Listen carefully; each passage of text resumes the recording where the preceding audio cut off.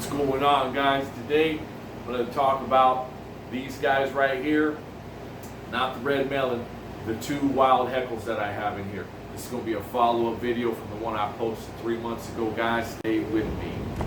Ladies and gentlemen, your attention please.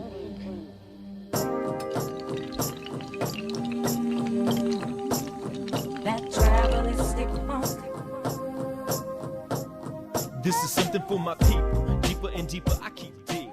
Wonder if anybody's. My first impressions about Heckles are, number one, that they, in my opinion, I tried them both in the 125 with the other discus, and what I experienced was that they were definitely not as aggressive towards the food. They were not as aggressive towards having a spot inside the tank, and they're very subdued, very quiet, and they just don't quite match the personality of a hybrid discus. They will take flakes as a staple, as part of their diet. So I use the omega-1 to feed them, and they have still been eating, no problem. 3 months later, they are very healthy. I did run them through a treatment of Prazipro, ran them through a treatment of metronidazole, and ran them through a treatment of Paragard. So that's all I'm going to treat them with. I also use Aquaflavin Neutral when I very first got them to kill anything that was on them. The only thing it doesn't kill is body and gill flukes. I use the Praziquantel for that in Prazipro.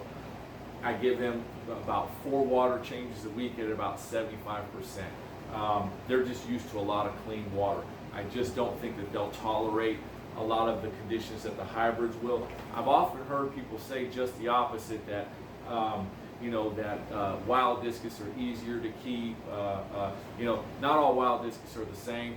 Different strains act differently. The Heckles are well known within the discus hobby to be the most temperamental of species to keep. And I put the red melon inside of this tank to kind of act as, to show them the ropes, to kind of educate them on, what's food, water changes, things like that, so that they get used to it, and it doesn't stress them out as much. So that's why the red melon is in there. Him and the blue moon Heckel, they do go at it from time to time, but like I said, he's just not an aggressive fish. So my opinion, they do better by themselves when they are with their own kind, because of the way that they act, and probably the environmental surroundings, and also their diets are specialized.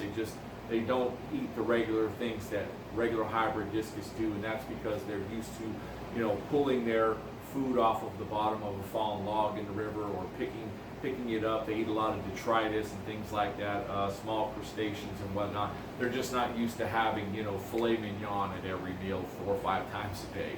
Keep them clean, keep them hot, figure out what they like to eat, and then feed that to them.